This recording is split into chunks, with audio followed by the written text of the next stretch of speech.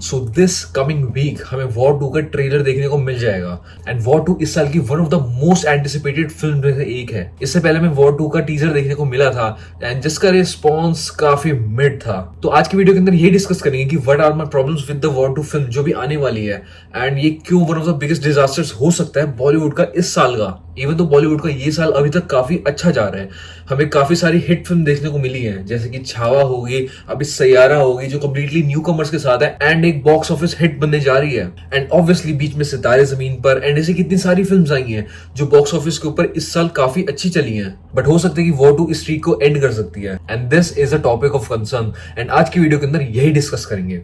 क्यों intro.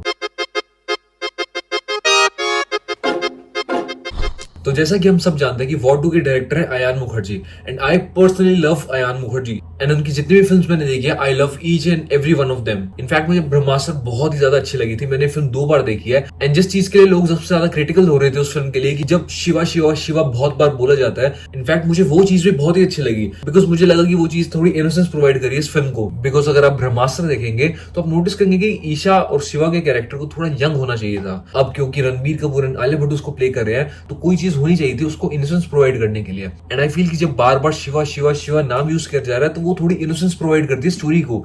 And अगर ब्रह्मास्त्र film जो है वो लव के थीम के अराउंड बिल्ड है तो एटलीस्ट बार बार शिवा बोलने से वो पिलर थोड़ा और स्ट्रॉन्ग बनता है एंड आपका बेस और ज्यादा स्ट्रॉन्ग बनता है। बट मैं अयान मुखर्जी को सिर्फ यहीं तक डिफेंड कर सकता हूँ बिकॉज वॉर 2 का जब हमने टीजर देखा it was quite opposite of the expectations. Because see war India की one of the biggest film में से एक थी, ऋतिक रोशन एंड टाइगर श्रॉफ एक साथ आए थे एंड उसके अंदर एक्शन का, सिनेमाटोग्राफी का, एक्टिंग का हर तरीके से बार रेज हुआ था। एंड जब ये फिल्म अनाउंस हुई थी तो each and every one of us was anticipating कि क्या होने वाला फिल्म के अंदर, बिकॉज एक साइड पे ऋतिक रोशन है, एक साइड पे जूनियर एनटीआर है एंड सबसे बड़ी बात इसको डायरेक्ट करे अयान मुखर्जी। अब देखने चाहते थे कि अयान मुखर्जी स्पाई यूनिवर्स के साथ क्या करेंगे बिकॉज एक चीज जो है जिसको कोई डिनाई नहीं कर सकता वो ये है कि अयान मुखर्जी का एस्थेटिक्स काफी टॉप क्लास है। चाहे आप वेकअप सेट देख लो, ये जवान ये दीवानी देख लो या ब्रह्मास्त्र भी देख लो and each and every one of us were excited कि अयान मुखर्जी किस तरीके से इस फिल्म को ट्रीट करेंगे कि जूनियर एनटीआर अगर बॉलीवुड फिल्म के अंदर आ रहे हैं तो किस तरीके से उन्हें मास एंट्री मिलेगी या किस तरीके से उन्हें प्रेजेंट किया जाएगा, ऋतिक रोशन को किस तरीके से प्रेजेंट किया जाएगा। बिकॉज अगर आप उनको दिखा रहे हो कि इंडिया के टॉप एजेंट है वो किस तरीके से प्रेजेंट होगी जब वॉर 1 के अंदर बार सेट हो चुका है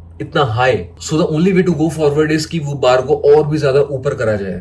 जितना हमने टीजर देखा उसके अंदर हमने काफी सारी प्रॉब्लमैटिक चीजें देखी। सबसे पहले तो जो वीएफएक्स था एंड जितने बैकग्राउंड स्काई था वो बहुत ही ज्यादा फेक एंड आर्टिफिशियल लग रहा था, उसके बारे में तो सभी ने बात करी है। उस पर जो एक चीज नोटिस हो रही थी वो ये थी कि वॉर 1 एंड वॉर 2 के टीजर के अंदर कोई डिफरेंस लग ही नहीं रहा था बिकॉज ऐसा लग रहा था कि वाईआरएफ की जितनी भी फिल्म्स अब इस टॉपिक के ऊपर बन रही है, स्पाई यूनिवर्स के अंदर बन रही है, सब सेम टेम्पलेट को यूज कर रहे हैं। वॉर 1 का भी सेम टेम्पलेट था, वॉर 2 का भी सेम टेम्पलेट था एंड दोनों की टीजर में कोई डिफरेंस नहीं है बिकॉज थोड़ी थोड़ी होप की रेस भी थी। बिकॉज आप बीच बीच में अयान मुखर्जी का टच देख सकते हैं, जिस चीज के लिए अयान मुखर्जी फेमस है अपने एस्थेटिक्स के लिए, अपने थोड़े यूनिक विजुअल स्टाइल के लिए, वो आपको दिखाई देगा उसके अंदर कि किस तरीके से वेस्टर्न इन्फ्लुएंसेस को इंटीग्रेट करते हैं अपनी फिल्म के साथ अयान मुखर्जी, वो सब आपको देखने को मिलेगा। बट वही दो चीजें कि वीएफएक्स वाला विजुअल एंड टेम्पलेट्स, ये दोनों चीजें इस फिल्म के लिए सबसे बड़ी प्रॉब्लम क्रिएट कर सकते हैं। ऐसा नहीं होगा कि ये पहला केस है बिकॉज इससे पहले भी वाईआरएफ ने जितनी बार भी अपने डायरेक्टर्स के साथ एक्सपेरिमेंट किया है वो फेलियर के अंदर ही टर्न आउट हुआ है। चाहे आप वो टाइगर 3 के साथ देख सकते हैं, चाहे आप वो फैन के साथ देख सकते हैं। उसके बाद अयान मुखर्जी को लेकर आना जिनका इस जॉनर के अंदर ज्यादा इन्फ्लुएंस है नहीं। ऑल्सो देखने वाली बात ये होगी कि वाईआरएफ के लिए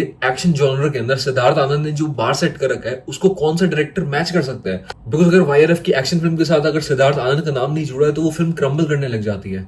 तो देखने को कि सिद्धार्थ आनंद को रिप्लेस कौन कर सकता है। वेल इस केस के अंदर पर्सनली मुझे ऐसा लगता है कि अली अब्बास जफर इस गैप को बहुत ही अच्छे तरीके से कवर कर सकते हैं एंड इसी के साथ वाईआरएफ को नए डायरेक्टर्स ढूंढने की जरूरत भी है जो एक्शन जॉनर को अच्छे से समझ पाए एंड उसका बार को रेस कर पाए। एंड इंपॉर्टेंट है कि छोटी छोटी फिल्म्स के साथ एक्सपेरिमेंट करना, ना कि बड़ी फ्रेंचाइज फिल्म्स के साथ एक्सपेरिमेंट करना। अगर आप छोटी इंडिपेंडेंट फिल्म्स के साथ एक्सपेरिमेंट करते हैं एक्शन जॉनर के अंदर तो वो फिल्म्स आगे जाके बड़ी बन सकती है एंड आप फ्रेंचाइज बना सकते हैं उसके ऊपर। इसका अगर सबसे बेस्ट एग्जाम्पल अगर आप देखना चाहते हैं तो किल एक छोटी इंडिपेंडेंट फिल्म थी बट क्योंकि वर्ड ऑफ माउथ फैला एंड लोगों ने काफी ज्यादा प्रेस किया उसको, अब वो फिल्म बड़ी बन चुकी है एंड अगर आप उसके फ्रेंचाइज बनाना चाहते हैं आप डेफिनेटली बना सकते हैं। एंड अब क्योंकि ओटीटी ओटीटी के ऊपर लोगों ने फिल्म को देखा भी है, तो अगली बार जब पार्ट 2 आएगा तो लोग डेफिनेटली थिएटर्स के अंदर जाएंगे उस फिल्म को देखने के लिए।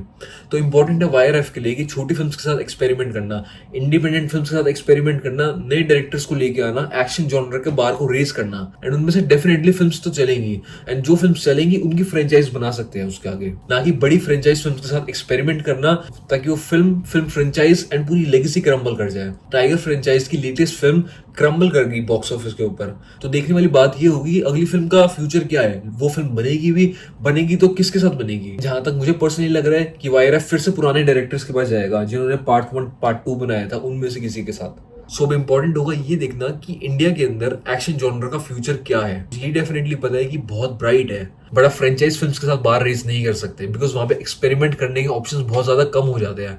आपको मिड बजट्स के अंदर एक्सपेरिमेंट करना होगा, छोटी एक्सपेरिमेंटल फिल्म्स बनानी होगी, इंडिपेंडेंट फिल्म्स बनानी होगी, आपको डायरेक्टर्स को एम्पावर करना होगा, आपको एक्शन डायरेक्टर्स को एम्पावर करना होगा, तभी जाके एक्शन जॉनर के अंदर इंडिया आगे बढ़ पाएगा। एंड आई रियली विश कि इस वीक जो हमें वॉर 2 का ट्रेलर देखने को मिलेगा वो एटलीस्ट हमारी एक्सपेक्टेशंस को तो मीट करे। These were my opinions and these were my problems with war 2 film. And आप इस सिचुएशन के बारे में क्या सोचते हैं, आपका वॉर 2 के बारे में क्या ओपिनियन है, एंड आपका एक्शन जॉनर के बारे में क्या ओपिनियन है, नीचे कॉमेंट्स के अंदर लिख के बताना जरूर। एंड आज की वीडियो के अंदर इतना ही, आपसे मिलता हूँ कल। See everyone,